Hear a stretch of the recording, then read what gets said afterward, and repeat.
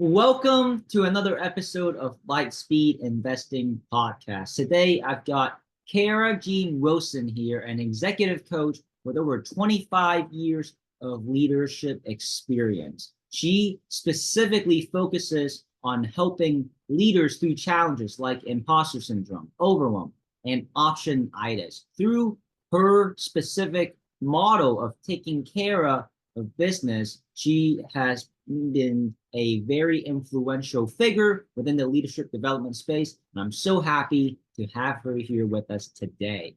Cara, how are you doing? I'm excellent, Philip. I'm so excited to be here. Thank you. Thank you. So super excited to dive into your journey and have the audience get to know more about you. As you know, I'm myself super passionate about leadership, as that is the one thing that I found footing on before embarking on this journey, where I'm now president and CEO of Lightspeed Investing. So, leadership is a very underrated skill, in my opinion, that all entrepreneurs and business owners should pay more attention to, as the rising tide raises all ships, right? And so, Cara, what is your background? How did you come across this field, and what made you want to make an entire career out of it? Excellent question. Let's go back to the very beginning. I guess if we're going to start, we'll start. And I was born for this. I didn't necessarily think to choose leadership. It more or less chose me. Mm, I am blessed and lucky to have incredible leaders that shaped my life. So from my grandparents to my parents, my mm, dad was CEO of Citicorp. He ran the entire Pacific Division all through the 80s and 90s. So finances and leadership, this was just normal conversation around our dinner table. And I kind of thought everybody lived that life until I got out into the world and realized that is not factually accurate. That is not how other people experience their dinner times. Most of the time they're on their phone. Come to find out, that was not my experience. So I remember I tell the story that I was born for this by saying that I took my first dual certification course at 8 years old, mm. because at 8 years old I decided I wanted to babysit. I wanted to bring a little extra income in. Who doesn't want to be able to go buy their own candy, right? That's mostly what I was spending it on, let's be real. And I wanted to be the obvious choice for the neighborhood, so I went and got certified as a super sitter as well as in CPR, because then I would be the obvious choice to leave your child with. Of course, So absolutely. born for it. Fast forward, when I first realized what leadership was, like where I made the differentiation between managing and leading, was when I was working down in Texas. So I was part of a sales company. I was in my early 20s and I had a boundless energy. So I was managing a sales office during the day, and I was bartending and helping run a restaurant in the evening.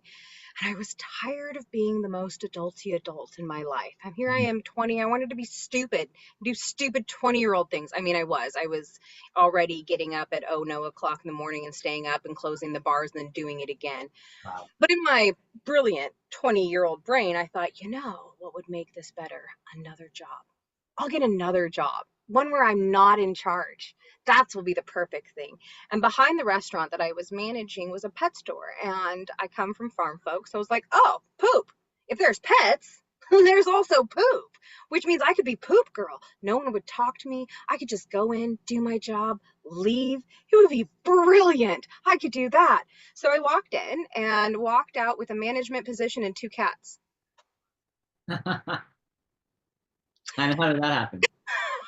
I walked in and said, hey, I see you have animals. I'm looking for a part-time job. Are you looking for people to help clean up? She goes, do you have management experience?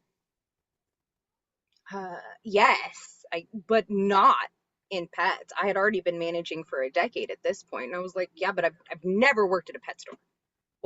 I don't know anything. She's like, that's cool, but you've worked with people before. You know how to do schedules, you know how to communicate information so that people can do their job. I was like, oh, yeah, okay. She's like, great, can you start tomorrow? I mean, do I still get to play with the pets? Okay, yes. So I did. I started the next morning in a position that I had zero competence or competency in. Like legitimately, I had the managerial skills, but I knew nothing about the industry. So I got to walk in on the first day and say, hey guys, my job is to make sure you do your job. But I don't know what that is. I don't know what that entails. I don't know what you need to do that. So here's what I need. I need you to make me a list. I need you to write down all the things that are irritating you, all the tools that you wish that you had, all of the challenges and problems that you are running into, and we're going to just start marking it off. We're just going to start moving through the list. And they thought, oh yeah, this chick, who's this broad walking in here? Sure, we'll make you a list, another thing for us to do that you're just going to toss into your desk. And so they did. They made me a 3-page list of their complaints. And I systematically started knocking them off. Oh, you need this tool? Okay, here it is. Oh, here's a problem that we're having. So here's an option. Would you like, here's 2 ways that I can fix this. Which one do you want? And they're like, you mean, we told you what the problem was and you're going to do something about that? I was like, yes. My job is to make sure you can do your job. If I was doing your job, that would be a different conversation. But my job is to make sure you can do your job. That's leadership. And as I said it to the employee, my brain was like, oh, snap, that's leadership. You don't manage, you lead. And how much easier is that? You just ask them and then do what they need. Well, another thing is too, you're also simultaneously creating and empowering leaders in your company or in your store so that they can be more independent, right? And they can make decisions outside of your presence. Yes. I love that you brought that up because that's one of my favorite stories about working at the pet store is that we had Hurricane Ike came through while I was working there and just took out half of Houston. It was a huge, huge hurricane back in, what was that, a couple decades ago, somewhere in there. Mhm. And we ran out of power. Now we have animals. So we sent all of the high risk animals to the vet that we partnered with, and she took care of all of them where they had still had power in the city. But we still had a ton of dogs and cats that are essentially flopping around in their own stuff all day because we don't have any water or power to clean and deal with any of the things that we would normally do. And we're trying to figure, we're out of power for as far as we can see around the property. We're out of power. What are we going to do? And we're trying to figure it out while also navigating. And one of my guys comes up and he goes, Cara, I got an idea. It's absolutely crazy. Will you give me a half hour? I didn't ask any questions. I said, go. I'll see you in a half hour. Let me know how that what comes out. So he disappeared and he comes back about 25 minutes later and he's like, I've got it. I have a whole cul-de-sac that I have convinced to let us use their hoses. We're going to take all the animals over there and we're going to clean them. And I need you to bring as many sales sheets as you can. My goal is to sell them all before we come back. And he did. Every single animal went home that night with a family, Mm. and I'll cry. Several of them went home with families who had lost their pet that week, and they got to have a new home with a new heart. It was when you allow your people to innovate for you, they do it better than anything you could think of. And so for you with your, experience getting this managerial position, was that kind of the start of everything? Or did it throw fire and fuel to what you were already doing? It really added the fuel to it. At that point, I took that difference between managing versus leading, and I started to really lean into that. It led me forward to about a decade ago. I started working for a company called Hops and Drops. They are now called Hop Jacks, or they were Hop Jacks, now they're Hops and Drops. And it's a restaurant. But it's a restaurant that considers themselves a development firm first and a restaurant second. Mhm. So they really also leaned into if you are a leader, you can create leaders and those leaders will lead all of your productivity and you can use those metrics as a metric for success. Right. It's the only restaurant I've ever worked in that had a 75% retention rate rather than a 120% turnover rate. It was incredible. Incredible. And I got to be with them and started just managing and then started doing the executive training. We started creating training programs so that from the moment you walked in to the moment you took the seat as CEO, you got training all the way through and support on understanding what these tools and these skills and these things are, not just the tangibles of the job, but the work, right? Not just the job, but the work of the job. And then, okay, trigger warning, suicide. And then I lost my brother 7 years ago. He took his own life. Mm, And it shocked, it was an absolute turnaround for my life. It completely shook the foundations of everything that I understood. mhm, He was the story you hear all the time. You hear it in tech, you hear it in medicine, you hear it a lot in corporate America, where you have these amazing humans who are so good at these human skills, they then get promoted, and then they get promoted, and then they get promoted. But with each of those promotion comes more responsibility and less support, so they get promoted to the point where they can't anymore, and it costs people their lives mm. constantly.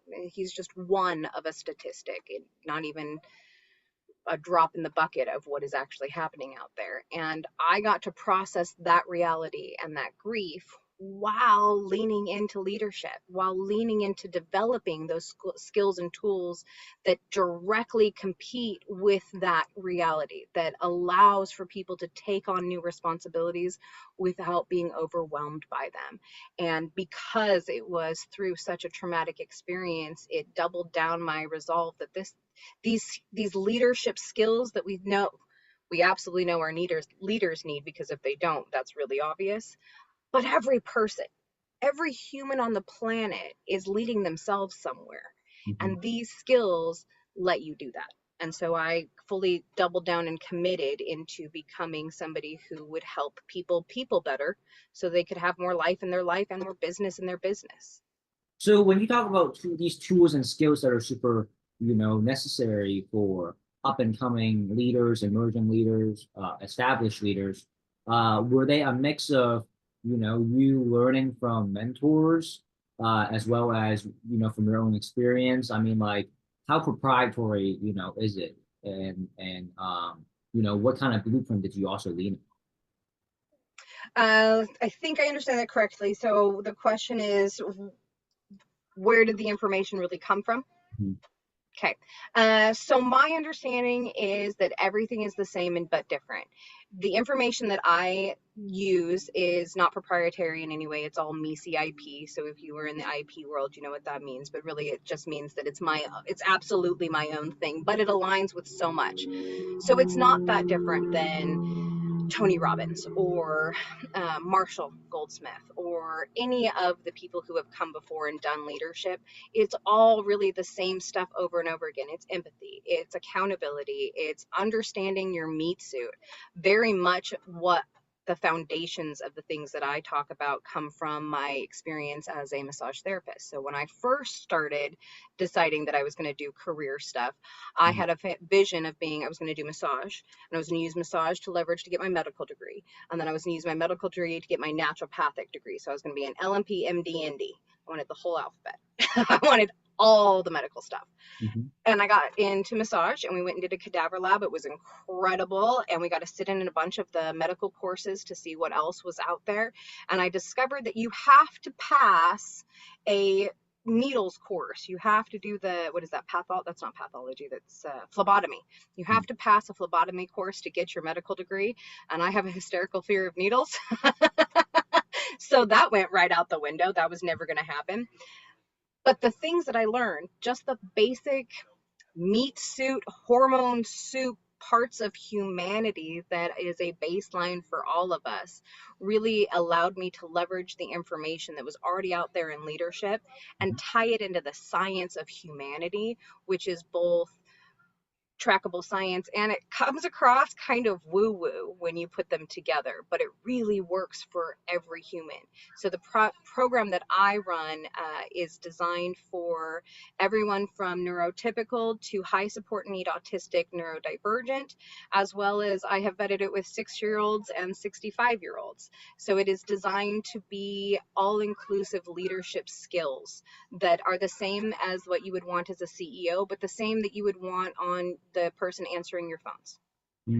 So, do you are you able to talk about these skills from a very, very high level overview, just so that the audience can get a glimpse of what you're referring to? Oh, sure. So as an overarch, a lot of it is just recognizing the meat suit hormone soup of it. So Tony Robbins talks about Pareto's principle, the 80-20. Mhm. And he has a twist on it where he says 80% of our life is the mental work and 20% is the mechanical, which I think is really valid. And so I leverage that as part of the Pareto's principle. Pareto's principle is the 80-20 rule, right? I'm sure everybody here who's doing finance knows the 80-20 rule. It's pretty hot. But if I you look, actually first got exposed to it when I became a John Maxwell certified trainer. So I learned that in one of his leadership books, actually. yes, John Maxwell's amazing. I quote him consistently because the reality that what got you through to today is not going to get you tomorrow. Logically, we can know that, but boy, is that a hard thing to live on a daily basis, right?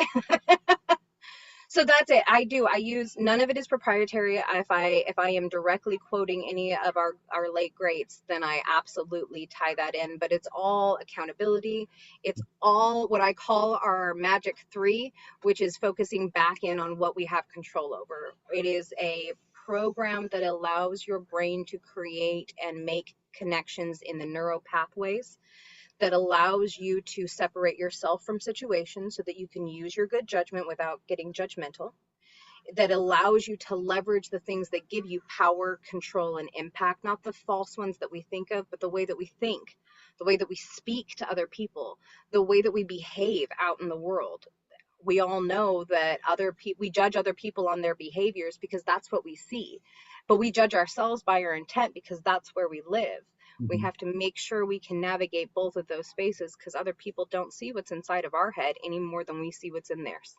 Right. So I guess the biggest thing for you would be, okay, if the information is not necessarily proprietary, then why do people choose to work with you, right? So I mean, there's got to be a differentiator and next factor, right?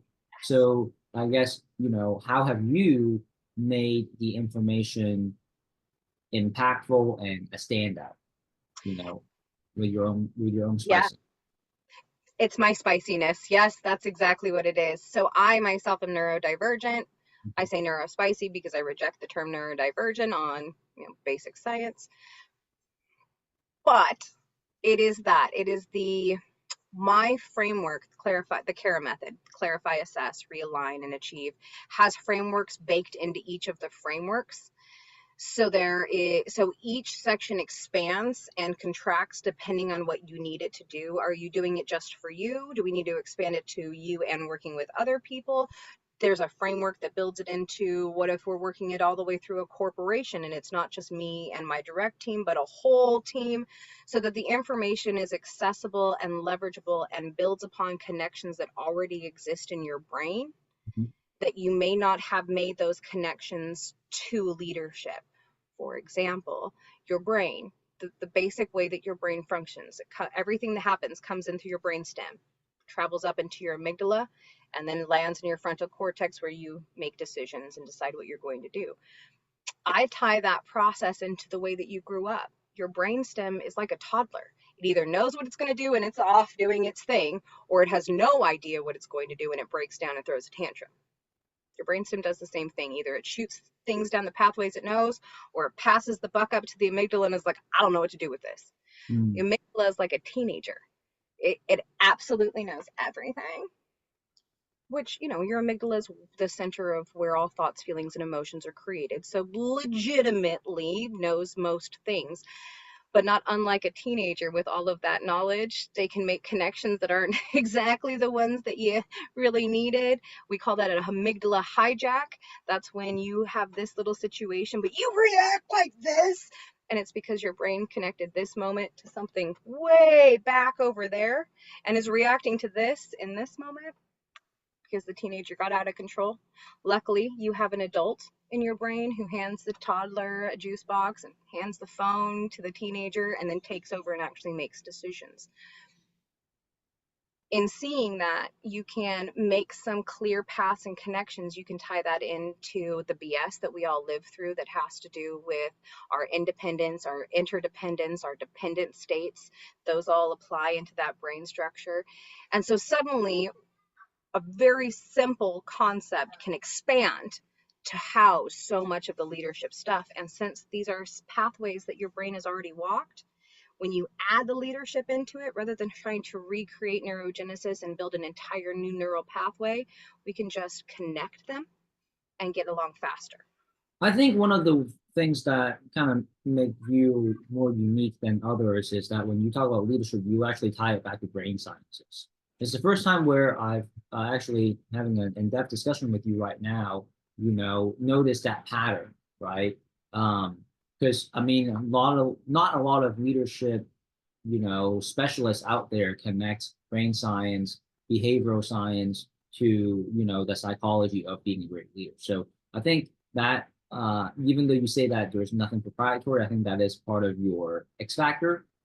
Just listening in, and before we part ways here, in your 25 plus years journey in leadership, what would you say is the most tremendous, lessons that you've learned in coaching executives? Learning how to be a business owner yourself and leading your own team. Just kind of curious what your thoughts are on. Neuroscience.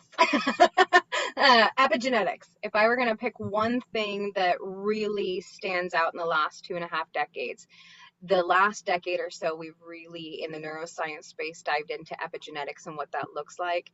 And because of my spicy connectivity brain and applying it to the information that I already had, it is a direct correlation to the reality that, we say this all the time, attitudes are contagious.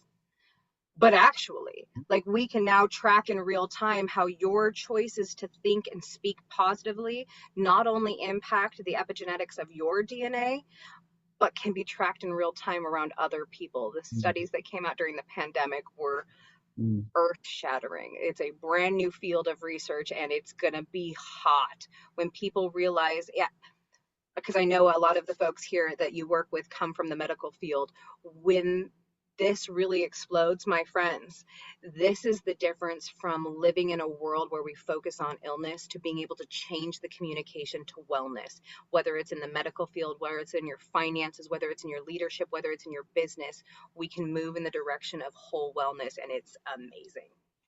And so, I mean, there's a lot to unpack there, but I would definitely save it for next time. I'm so happy for you to have been available to be a guest here. And certainly, Cara, would love to bring you back for additional conversations. Cara, thank you so much. This is, again, Cara Jean Wilson. Now, what is the best way for the audience to get a hold of you, right, if they want to learn more about your journey, talk to you about all things leadership and neuroscience?